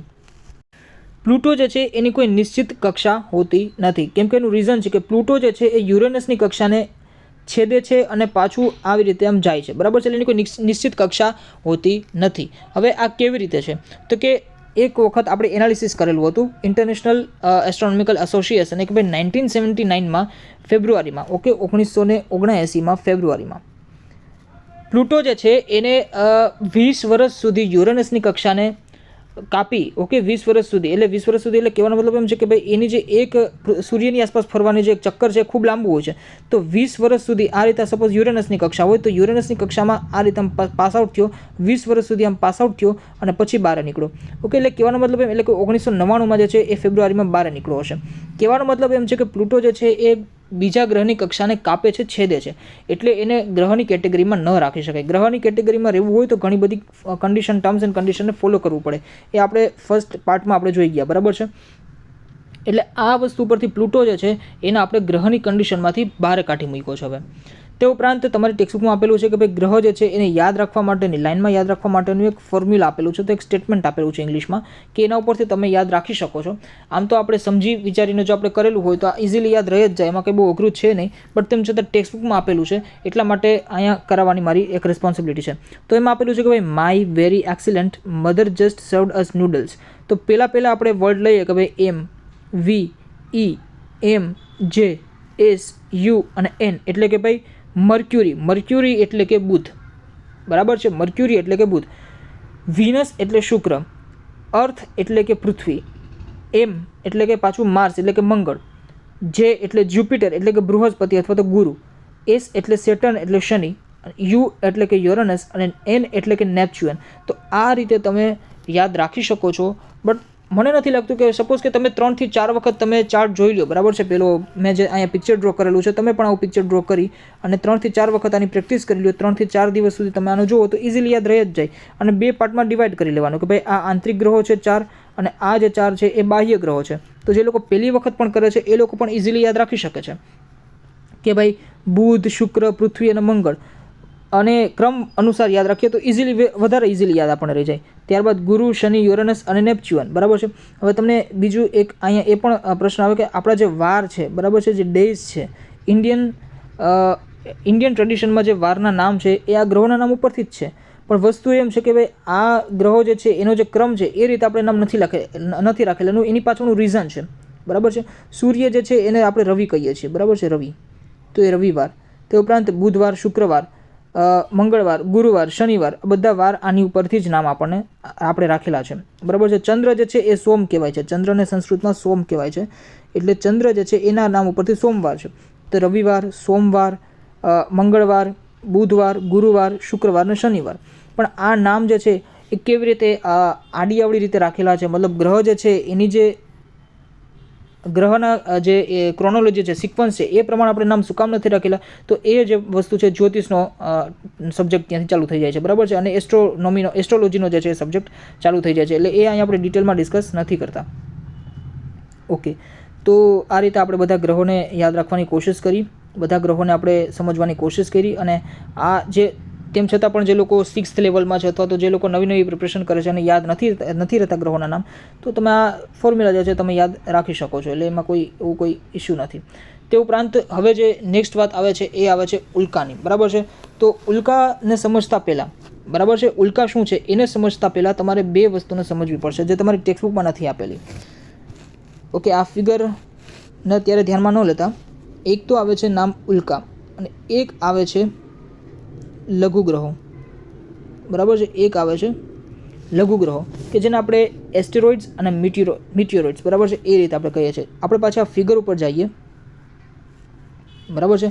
આ ફિગર ઉપર જાય તો મેં તમને ત્યારે પાર્ટ 1માં કીધું હતું શરૂઆતમાં કે ભાઈ આ તમને જે પટ્ટો દેખાય છે એ લઘુ ગ્રહોનો પટ્ટો હોય છે, બરાબર છે. હવે લઘુ ગ્રહો અને આ ઉલ્કા બંનેમાં ડિફરન્સ શું છે? પૃથ્વી ઉપર જે તમને શૂટિંગ સ્ટાર્સ તરીકે તમે જુઓ, બરાબર છે, તો એ તમને શું દેખાય છે? એ તમને મિટિયોરોઇડ્સ દેખાય છે, અથવા તો એને તમે કહી શકો કે ઉલ્કા દેખાય છે. ચંદ્ર ઉપર પણ જે પડે છે એ ઉલ્કા છે, બરાબર છે. લઘુ ગ્રહો જે છે એ શું છે? તો કે ભાઈ સૂર્યની આસપાસ જે આ રીતે રેવોલ્યુશન કરે છે એ જે છે પટ્ટો એ લઘુ ગ્રહ છે. અને મંગળ અને ગુરુ ગ્રહની વચ્ચે જનરલી 99.99% લઘુ ગ્રહો જે છે એ મંગળ અને ગુરુ ગ્રહને પટ્ટીની વચ્ચે જ છે. બીજે ક્યાંય સૂર્યમંડળમાં લઘુ ગ્રહો જે છે એ રીતે જોવા નથી મળતા. ઓકે, સપોઝ કે આપણે વાત કરીએ કે લઘુ ગ્રહોને પહેલાં સમજવાની વાત કરીએ, કેમ કે તમારે ટેક્સ્ટબુકમાં નથી આપેલું, પણ ઉલ્કાને સમજવા માટે આ ખૂબ જરૂરી છે, કેમ કે ઘણા લોકોને લઘુ ગ્રહો અને ઉલ્કા બંને વસ્તુ એક જ લાગે છે. ટેક્સ્ટબુકમાં ક્લિયરિટી નથી આપેલી. તો આ જે છે એ મોટા પાર્ટિકલ્સ હોય છે, ખડકોના અથવા તો રોક્સના મોટા પાર્ટિકલ, એટલે કે ક્યાંક તમે જુઓ કે 100 કિલોમીટર અથવા તો એનાથી પણ વધારેના એના અંતર હોય છે, અથવા તો એનું જે કહેવાય કે કદ હોય છે, બરાબર છે, 100 કિલોમીટર અથવા એનાથી પણ વધારે. અને આ જે છે મોસ્ટલી એસ્ટેરોઇડ જે બેલ્ટ છે એની અંદર જ આપણને જોવા મળે છે. એટલે કે મેં તમને કીધું કે મંગળ અને ગુરુના વચ્ચેના પટ્ટાની વચ્ચે જોવા મળે છે. જ્યારે લઘુગ્રહ જે છે, માની લો કે કોઈ લઘુગ્રહ છે એ છટકી ગયો, એની કક્ષામાંથી છટકી ગયો, તો એ મંગળ ઉપર પણ પડી શકે છે, ગુરુ ઉપર પણ પડી શકે છે, અને મંગળ અને ગુરુની કક્ષામાંથી પણ છટકી ગયો તો પૃથ્વી ઉપર પણ આવી શકે છે. અને માની લો કે પૃથ્વી પર આવે છે તો એ લાર્જ ઇમ્પેક્ટ નાખે છે, એટલે કે બહુ મોટી વસ્તુ જે છે એને નુકસાન પહોંચાડે છે, મોટા મોટા ખાડાઓ કરી નાખે છે, એ બધી વસ્તુ કરી નાખે છે. પણ ઉલ્કાની જો આપણે વાત કરીએ હવે, ઓકે, તો ઉલ્કા જે છે એ નાનકડા એકદમ નાના પીસ છે ખડકોના, બરાબર છે, લઘુગ્રહથી અલગ પણ નાના ખડકોના પીસ છે, બરાબર છે, કે જે સૂર્યની આસપાસ ફરે તો છે, બરાબર છે, પણ આ રીતે લઘુગ્રહની જેમ નહીં કે ભાઈ નિશ્ચિત કક્ષામાં ગ્રહની જેમ જે છે ફરતા હોય એ રીતે નહીં, બરાબર છે. અને જે ઉલ્કાઓ જે છે એ પૃથ્વીની નજીક પણ આવે છે અને પૃથ્વીની અંદર પડે પણ છે, બરાબર છે. પૃથ્વીની નજીક આવે ત્યારે પૃથ્વીની અંદર પડે પણ છે, કેમ કે ભાઈ તમે જો કે પૃથ્વીનું ગ્રેવિટેશનલ ફોર્સ છે એ એને ખેંચી લે છે. હવે જ્યારે વસ્તુ એમ બને છે, માની લ્યો કે પૃથ્વી છે અને આ અહીંથી એનું ગ્રેવિટેશનલ ફોર્સ લાગવાનું શરૂ થઈ ગયું અને અહીંથી કોઈ કોમેટ્સ અથવા તો જેને કહી શકાય કે ઉલ્કા એ રીતે પાસ આઉટ થાય છે અને પૃથ્વીના ગુરુત્વાકર્ષણ બળમાં આવી ગઈ. તો જ્યારે આવી ગઈ ત્યારે ફ્રિક્શન ફોર્સને કારણે અથવા તો ઘર્ષણ બળને કારણે જે છે એ પાછળ જે છે એ ઉલ્કાની પાછળ જે છે એ લીસોટો દેખાતો હોય છે ગરમીનો, બરાબર છે, કે એની અંદર આગ લાગી જતી હોય છે, એવું લીસોટો દેખાતો હોય છે. મેં અહીંયા તમારી ટેક્સ્ટબુકમાં તો ફિગર નથી આપેલી, ઓકે, તમે ઇન્ટરનેટ પર જે છે એ તમે ફિગર જોઈ શકો છો કે ભાઈ ઉલ્કાની ફિગર તમે જોઈ શકો છો, બરાબર છે, કે આ આકાશમાં અનેક આવા ખડકો હોય છે અથવા તો નાના નાના રજકણો ને બધું હોય છે. હવે માની લો કે એમાંથી આ એક છે પૃથ્વીની નજીક આવેલો અને એ અહીંયા પાછળ જે છે એ ટેલ નીકળી જાય, બરાબર છે, એની પૂંછડી નીકળી જાય, એટલે કે એને શૂટિંગ સ્ટાર કહેવાય છે, અને એ જ ખરતો તારો છે. આ પાછળ જે આવી પૂંછડી જેવી રચના થાય છે એની અંદર આગ લાગતી હોય છે પૃથ્વીના ઘર્ષણ બળને કારણે. ઓકે, પહેલાંના આદિમાનવો તમે જુઓ, 2 પથ્થર જે છે એને ઘસીને, સેકન્ડ ચેપ્ટરનું જે મારું થંબનેલ છે એ તમે ચેક કરજો, બરાબર છે, કે 2 પથ્થરને ઘસીને આગ પેટાવે છે, એટલે ઘર્ષણ બળને કારણે અગ્નિ જે છે પેદા થાય છે, અને આ અગ્નિ જે છે એના કારણે પાછળ આવી તમને રચના દેખાતી હોય છે. તો આ આખા અવકાશમાં જે છે જોવા મળે છે, બરાબર છે. તો આ ઉલ્કા વિશેની મેં તમને વાત અહીંયા કરી. હવે આપણે ઉલ્કા વિશે વાંચીએ કે કોઈ વાર તમે રાત્રે આકાશમાં તારા ખરતા હોય તેવું દેખાય છે. હકીકતમાં તારા ખરતા જ નથી, અવકાશમાં ફરતા પથ્થરના નાના ટુકડા અથવા ગ્રહોના નાના ભાગ જે ઉલ્કા તરીકે ઓળખાય છે. આવા ટુકડા પૃથ્વીની નજીક આવતા ગુરુત્વાકર્ષણ બળના લીધે પૃથ્વી તરફ ખૂબ ઝડપથી ખેંચાઈ આવે છે. વાતાવરણમાં પ્રવેશતા ઘર્ષણના લીધે તે સળગી ઉઠે છે. આ વખતે આકાશમાં તેજ લીસોટો દેખાય છે અને એને આપણે તારો ખૈરો એમ કહીએ છીએ. કેટલીક પૂરેપૂરી ન સળગેલી ઉલ્કાઓ પૃથ્વી પર પડી મોટા ખાડા પાડી દે છે અને મહારાષ્ટ્રનું કોયના સરોવર આવી ઉલ્કા પડવાથી જ બનેલું હોવાનું મનાય છે. સૌરાષ્ટ્રમાં ધજાડા પાસે આવી ઉલ્કા ખરી હતી, એનું વજન 40 કિલોગ્રામ જેટલું હતું. મેં તમને કીધું એમ કે ભાઈ ધૂમકેતુ જે છે એ 100 કિલોમીટર લાંબા અને એનાથી પણ વધારે અને એનું વજન પણ વધારે હોય છે, જ્યારે કમ્પેરેટિવલી ઉલ્કા જે છે એનું વજન ઓછું હોય છે, પણ એનું વજન ઓછું હોય છે તો પણ એટલી લાર્જ ઇમ્પેક્ટ નાખી શકે છે કે ભાઈ કોઈના સરોવર જેવું એક વસ્તુ બની ગયું. તે ઉપરાંત સૌરાષ્ટ્રમાં જે છે એ ધજાડા પાસે આવી ઉલ્કા પડી તો અહીંયા પણ મોટું ઇમ્પેક્ટ નાખ્યું. તો ધૂમકેતુ સપોઝ પડે તો એ કેટલું મોટી ઇમ્પેક્ટ સર્જી શકે છે. ઓકે, એ વસ્તુ આપણે મગજમાં વિચારવાની છે. તે ઉપરાંત નક્ષત્રોની જો આપણે વાત કરીએ તો આ ખૂબ ઇમ્પોર્ટન્ટ ટોપિક હોય છે અને જલ્દીથી સમજમાં પણ નથી આવતો. નક્ષત્રોને સમજવા માટે તમારી ટેક્સ્ટબુકમાં કેમ કે તમે વાંચશો તો એટલું બધું સમજમાં નહીં આવે, તો નક્ષત્રને સમજવા માટે તમે સ્ક્રીન ઉપર ધ્યાન દેજો, બરાબર છે, સ્ક્રીન ઉપર ધ્યાન દેજો કે હું કઈ રીતે સમજાવું છું. પાછલા પાર્ટમાં, જેને પાછલો પાર્ટ હજી સુધી નથી જોયો એ જોજો, કેમ કે આમાં પાછો મંદાકિની આકાશગંગાવાળો કોન્સેપ્ટ આવે છે કે ભાઈ રાશિ અને નક્ષત્રમાં ડિફરન્સ શું છે. તમારી ટેક્સ્ટબુકમાં જે આપેલું છે એનાથી તમને નહીં સમજમાં આવે. તો સપોઝ કે માની લ્યો, ઓકે, સ્ક્રીન ઉપર બધા જુઓ કે સપોઝ કે માની લો કે આ તમારી આકાશગંગા છે સર્પિલ આકારની, બરાબર છે, સર્પિલ આકારની આકાશગંગા છે. ઓકે, એક એની બ્રાન્ચ જે છે એ આ રીતે જાય છે, બરાબર છે, અને અહીંયા બ્લેક હોલ છે અથવા તો જેને કહી શકાય કે આકાશગંગાનું કેન્દ્ર છે અને કેન્દ્રમાં બ્લેક હોલ છે. ઓકે, હવે માની લ્યો કે અહીંયા સોલાર સિસ્ટમ છે. મેં તમને કીધું હતું કે ભાઈ આ બ્રાન્ચમાં સોલાર સિસ્ટમ સૂર્યમંડળ આપણું સ્થિત છે. હવે આપણી આકાશગંગાના મિડલ આર્મ છે, મધ્યનો આર્મ છે, બરાબર છે, કે જે આ આર્મ છે ત્યાં આપણું જે સૂર્ય જે છે એ સ્થિત છે. હવે એવી રીતે ત્રણેય ભુજાઓમાં તારાઓના સમૂહ આવેલા હોય છે. એક આ ભુજા થઈ, આ ભુજા થઈ, આ ભુજા થઈ, ત્રણેય ભુજાઓમાં તારાઓ જે છે એના સમૂહ આવેલા હોય છે. હવે આ અલગ અલગ તારાઓના જે સમૂહ છે અથવા તો તારાઓ જે છે એ ગ્રુપમાં રહીએ છે, એક સમૂહ બનાવીને રહીએ છે. એટલે એનાથી એક કન્ફિગ્રેશન બને, એક તસવીર બને છે કે જે કોઈ પણ એક વસ્તુની પણ હોઈ શકે. બરાબર છે. વસ્તુની હોઈ શકે એટલે શું? તો કે ભાઈ સપોઝ તુલા રાશિ, આપણે નામ દઈ દીધું તુલા રાશિ. તો એ તુલા જેવું એક જેને કહેવાય કે ઓબ્જેક્ટ જેવું છે બને છે, એટલે નામ આપી દીધું તુલા. તે ઉપરાંત કોઈ વસ્તુનું પણ હોઈ શકે, તો આપણે કન્યા રાશિ એવું પણ નામ આપેલું છે. તો એ કોઈ વ્યક્તિ જેવું આકાર ધરાવે છે, તો નામ આપી દીધું કન્યા. તે ઉપરાંત કોઈ પ્રાણી જે છે, એનિમલ્સ છે, એના જેવું પણ હોઈ શકે એ સમૂહ. બરાબર છે. એને આપણે નામ દીધું મીન. મીન એટલે કે માછલી. બરાબર છે. માછલી. મીન એટલે શું થાય? તો કે માછલી. બરાબર છે. એવું આપણે નામ આપી દીધું. તો આ બધા જે શેપ છે, બરાબર છે, તારાઓના સમૂહના આધાર ઉપર આપણે એને નામ દીધા છે. અને એ તારાઓના સમૂહ જે છે એને રાશિ કહેવાય છે. બરાબર છે. એ તારાઓના સમૂહ જે છે એને આપણે રાશિ કહેવાય છે. એટલે કે તમે જુઓ કે માની લ્યો કે આ સૂર્ય છે અને આ આખું અહીંયા આપણે ચક્કર આપણે દોરીએ છીએ. બરાબર છે. આ ચક્કર દોરીએ છીએ. અહીંયા સપોઝ સૂર્ય છે. બરાબર છે. અને આ આખું આપણે ચક્કર દોરીએ છીએ. ઓલું જે ભૂજા છે, ભૂજાવાળું, આકાશગંગાની ભૂજાવાળું, એ તમે કલ્પના કરજો. હવે અહીંયા આપણે જે છે એ 27 નક્ષત્રો રહેલા છે. 12 રાશિ અને 27 નક્ષત્રો.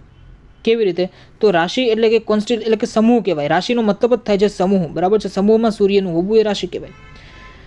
એટલે સૂર્યની પાસેની જે રાશિઓ છે એ રાશિઓ આપણે પ્રભાવિત કરે છે. બાકી આકાશગંગાની મેં અલગ અલગ જે તમને બ્રાન્ચ બતાવી, તો એ બ્રાન્ચીસમાં પણ ઘણી બધી રાશિઓ, એ રીતે તમે જોવા જાવ તો 88 રાશિ આખા આકાશગંગામાં જોવા મળશે. પણ સૂર્યની પાસેની જે રાશિઓ છે એ જ આપણે પ્રભાવિત કરે છે, અને એ 12 રાશિઓ છે. બરાબર છે. 12 રાશિઓ છે. એટલે માની લો કે અહીંયા એક તારાઓનો, અહીંયા જે છે એક સમૂહ છે તારાઓનો, અહીંયા બીજો સમૂહ છે તારાઓનો, અહીંયા ત્રીજો સમૂહ છે તારાઓનો, ચોથો સમૂહ છે તારાઓનો. એવી રીતે માની લો કે 27 તારાઓના સમૂહ જે છે એ બનેલા છે. કેટલા? તો કે 27 તારાઓના સમૂહ જે છે એ બનેલા છે. અને આ 27 તારાઓના સમૂહ જે છે એ અલગ અલગ રચનાઓ કરે છે. અને એ જે રચનાઓ કરે છે એના નામ ઉપરથી આપણે કોઈકને મીન આપી દીધું, તે ઉપરાંત કોઈને કન્યા રાશિ, કોઈને આ રાશિ, એ રીતે નામ આપી દીધા છે. રાશિ જે છે એ આની ઉપર સ્થિત હોય છે, નક્ષત્રોની ઉપર રાશિઓ સ્થિત હોય છે. હવે એક રાશિ જે છે, ઓકે, એક રાશિ જે છે, સપોઝ કે એક રાશિ છે, એની અંદર કેટલા નક્ષત્રો હોય? તો કે 2.5 નક્ષત્ર હોય. પાછું આપણે દોરિયા સૂર્ય છે. ઓકે, સૂર્ય છે. સપોઝ કે સૂર્ય છે. ઓકે, અને અહીંયા આપણે માની લો નક્ષત્ર આપણે આવી રીતે 27 દોરી લીધા, એટલે કે તારાઓના 27 તારાઓના સમૂહ દોરી લીધા. બરાબર છે. અને આ તારાઓના સમૂહ જે છે એની ઉપર પણ અહીંયા એક સમૂહ હોય છે.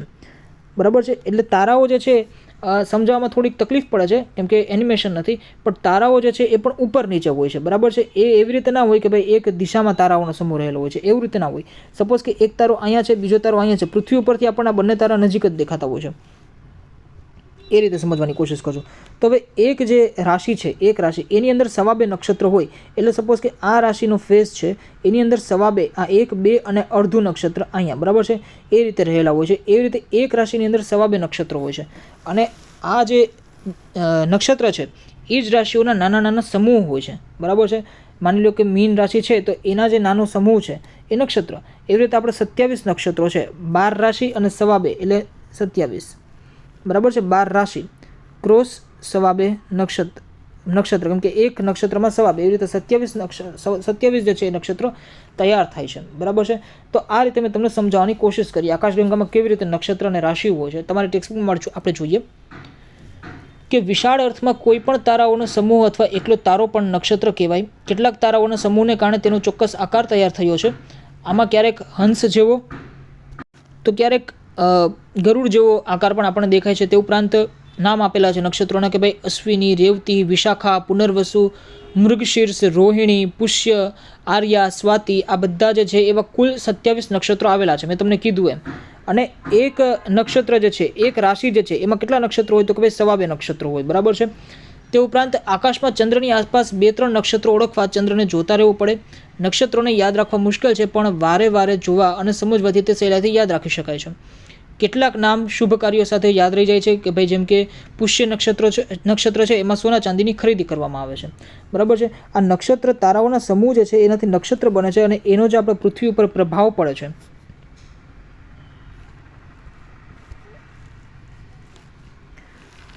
બરાબર છે, એનો જે આપણે પૃથ્વી પર પ્રભાવ પડે છે તો એ પ્રભાવથી જ્યોતિષશાસ્ત્ર જે છે એનો આખો વિકાસ થયો છે. બરાબર છે. કે ભાઈ સપોઝ કે અહીંયા માની લો કે સપોઝ કે રોહિણી નક્ષત્ર આવ્યું.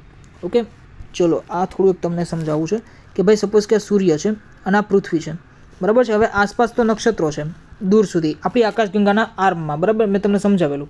હવે માની લો કે અહીંયા રોહિણી નક્ષત્ર છે અને અહીંયા જે છે એ રાત છે, અહીંયા દિવસ છે, કેમ કે સૂર્યની સામેનો ફેઝ પૃથ્વીનો આ છે, ટપકામાં તમે જુઓ તો આ ફેઝ પર છે એ સામે તમે જોશો તો રોહિણી નક્ષત્ર છે.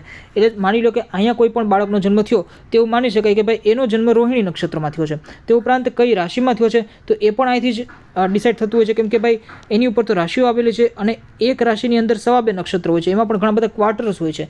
આ જ્યોતિષશાસ્ત્રમાં ડીપમાં આ બધું નોલેજ આપવામાં આવતું હોય છે, બરાબર છે. કે ભાઈ સપોઝ માની લો કે 4 ક્વાર્ટર હોય, બરાબર છે, 4 ક્વાર્ટર.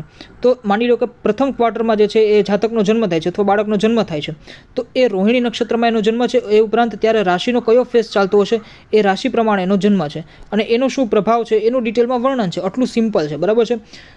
આમાં હજુ ઘણું બધું કોમ્પ્લિકેશન્સ આવતા હોય છે, બટ એ વસ્તુ જે છે એ એસ્ટ્રોનોમી અને એસ્ટ્રોલોજી બંને થોડી ડિફરન્સ પડી જાય છે. એસ્ટ્રોનોમી જે છે, બરાબર છે, એ ખગોળીય પિંડને જ આધારિત વાતો કરે છે, જ્યારે એસ્ટ્રોલોજી જે છે, જ્યોતિષ જે છે, એ તમે જુઓ ક્યાંક ને ક્યાંક એના પ્રભાવની પણ વાત કરે છે, બરાબર છે. તો એ રીતે તમે અહીંયા નક્ષત્રોને પણ સમજી શકો છો. તો હવે જે વાત આવે છે એ વાત આવે છે પૃથ્વીના સ્થાન અને આકારની વાત, પણ એ વસ્તુ આપણે નેક્સ્ટ પાર્ટમાં જોશું, નેક્સ્ટ લેક્ચરમાં જોશું. એનું રીઝન છે ઓલમોસ્ટ 50 મિનિટનો લેક્ચર અહીંયા પૂરો થવા આવ્યો છે અને બીજું એ કે ઘણા બધા લોકો સ્કીપ કરતાં લેક્ચરને જુએ છે.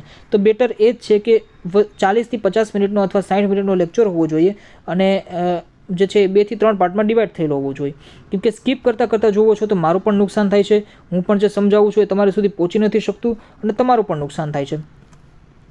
તો એના કરતાં એનું રીઝન છે કે ભાઈ આપણે 50 મિનિટના લેક્ચર જે છે એ બનાવીએ, બરાબર છે. એટલે જ તમે જુઓ કે પાછલા ઘણા દિવસથી હું પાર્ટમાં ડિવાઈડ કરીને લેક્ચર્સ બનાવું છું, કેમ કે તમે સ્કીપ કરતાં જુઓ છો. તો અહીંયા સુધી આપણે કમ્પ્લીટ રાખીએ છીએ. નેક્સ્ટ લેક્ચરમાં આપણે પૃથ્વીનું સ્થાન અને એનો આકાર જોશું. હવે જે વસ્તુ આવશે ખૂબ ઇન્ટરેસ્ટિંગ આવશે. જે રીતે રાશિ નક્ષત્ર આપણે સમજ્યા, તે ઉપરાંત જે રીતે આપણે રાશિ નક્ષત્ર સમજ્યા, ઉલ્કા વિશે મેં તમને વાત કરેલી, એ રીતે હવે જે છે એ આપણે ધ્રુવના તારા વિશે પણ સમજશું કે ભાઈ ધ્રુવનો તારો આપણે આકાશમાં ઓળખવો હોય તો કેવી રીતે આપણે ઓળખી શકીએ, બરાબર છે. અને પૃથ્વીની આપણે વાત કરીશું કે ભાઈ પૃથ્વીની બેઝિક માહિતી આપણે લઈશું કે ભાઈ પૃથ્વી શું છે, અક્ષાંશ રેખાંશ શું છે, પૃથ્વીનો આકાર કેવો હોય છે અને અક્ષાંશ રેખાંશ ઉપરથી કોઈ પણ સ્થળને આપણે ઓળખવું હોય તો કેવી રીતે ઓળખી શકીએ, એક્ઝામમાં એને MCQ જે છે એ કેવી રીતે આપણે સોલ્વ કરી શકીએ. તે ઉપરાંત પૃથ્વી ઉપર જે છે એ મકરવૃત્ત અને કર્કવૃત્ત શું છે અને આના ઉપરથી જ તમે જુઓ ક્યાંક ને ક્યાંક કટિબંધ ઝોન્સ છે, અલગ અલગ ઝોનમાં આપણે પૃથ્વીને ડિસ્ટ્રીબ્યુટ કરેલી છે કે ભાઈ ઠંડા ઝોનમાં હોય, તે ઉપરાંત ગરમ ઝોન જે છે અથવા તો સમશીતોષ્ણ ઝોન છે એ રીતે આપણે કરેલું છે. તે ઉપરાંત અયન વૃત્તની આપણે વાત કરીશું કે ભાઈ અયન વૃત્ત શું હોય છે. તે ઉપરાંત આપણે ગ્રીનિચ રેખાની જે છે એની પણ વાત કરીશું અને આંતરરાષ્ટ્રીય દિનાંતર રેખાની વાત કરીશું કે ભાઈ આમ સાઈડ સપોઝ કે સોમવાર હોય તો આમ સાઈડ રવિવાર છે, તો કેવી રીતે બધી વસ્તુ પોસિબલ છે એ બધી વિશે આપણે વાત કરીશું. તે ઉપરાંત પૃથ્વીની ગતિ વિશે આપણે ચર્ચા કરીશું કે ભાઈ પરિભ્રમણ અને પરિક્રમણ એકવાર તમને સમજાવી દીધું, પણ હવે અહીંયા હજુ ડિટેલમાં આપણે સમજવાની કોશિશ કરશું. તે ઉપરાંત દિવસ રાત કેવી રીતે થાય છે, ઋતુઓમાં કેવી રીતે પરિવર્તન આવે છે, ઋતુ કેવી રીતે થાય છે, લીપ વર્ષ કેવી રીતે થાય છે અને ફાઇનલી ગ્રહણ જે છે એ કેવી રીતે થાય છે, બરાબર છે. ગ્રહણ સમજવું ખૂબ ઇમ્પોર્ટન્ટ છે. ગ્રહણ કેવી રીતે થાય છે એ સમજીને આપણે અહીંયા ચેપ્ટરને જે છે એ ધી એન્ડ કરશું. તો તમને કેવું લાગે છે મારું સમજાવેલું, મારું પ્રેઝન્ટેશન, એ બધા વિશે કમેન્ટ કરજો અને ચેનલને જે છે સબસ્ક્રાઈબ કરજો, બરાબર છે. લેક્ચરને લાઇક કરજો. જો તમને ગમે છે તો લેક્ચરને લાઇક કરજો, અધરવાઇઝ મને કમેન્ટ બોક્સમાં જણાવજો કે ભાઈ શું તમને ક્ષતિ લાગે છે અથવા તો એરર પ્રોબ્લેમ લાગે છે, બરાબર છે. એ વસ્તુ તમે મને ડિટેલમાં સમજાવજો, જેથી કરીને મને સમજાવવાની ખબર પડે. અને ઘણી બધી વસ્તુ એવી છે કે ભાઈ મેં આમાં ફોટોગ્રાફ નથી મૂકેલા, બરાબર છે. તો એનું રીઝન એ છે કે ફોટોગ્રાફ મૂકવા મને જરૂરી નથી લાગતા. હું જે બધી વસ્તુ સમજાવું છું એ ઓલમોસ્ટ મારો કન્ટેન્ટ જે છે મારા રિલેટેડ જ હોય છે. હવે એમાં હું વચ્ચે HD ફોટોગ્રાફને એ બધું નાખું, બરાબર છે, તે મને થોડું વ્યાજબી નથી લાગતું, કેમ કે હું તમને સિમ્પલી જેટલું ડ્રોઈંગ મારું થાય છે એ રીતે હું તમને સમજાવવાની કોશિશ કરું છું. અને બીજી વસ્તુ એ કે તમારા ટેક્સ્ટબુકમાં પણ જે અમુક ઇમ્પોર્ટન્ટ ફોટોગ્રાફ જે છે એ આપેલા છે, તો એ વસ્તુ હું તમને તમારી ટેક્સ્ટબુકમાં તમને જોવાનું કહું છું. તે ઉપરાંત ગ્લોબનો ફોટો તમારી ટેક્સ્ટબુકમાં બરાબર નથી આપેલો, તો એ મેં તમને અહીંયા મૂકેલો છે, બરાબર છે. તો એ રીતે આપણે નેક્સ્ટ લેક્ચરમાં આપણે જોઈશું કે ભાઈ શું છે. તો કહેવાનો મારો મતલબ એમ છે કે જેટલું બને એટલું લેક્ચરને લાઇક કરવાનું રાખો, શેર કરવાનું રાખો અને ચેનલને જે છે એ સબસ્ક્રાઇબ કરવાનું રાખો. અને સબસ્ક્રાઇબ કર્યા બાદ પણ બેલ આઇકનને જે છે દબાવવાનું નહીં ભૂલવાનું. ઓકે, તો એ વસ્તુ ખાસ યાદ રાખવાની. તો thank you for watching this lecture અને મળીએ નેક્સ્ટ લેક્ચરમાં.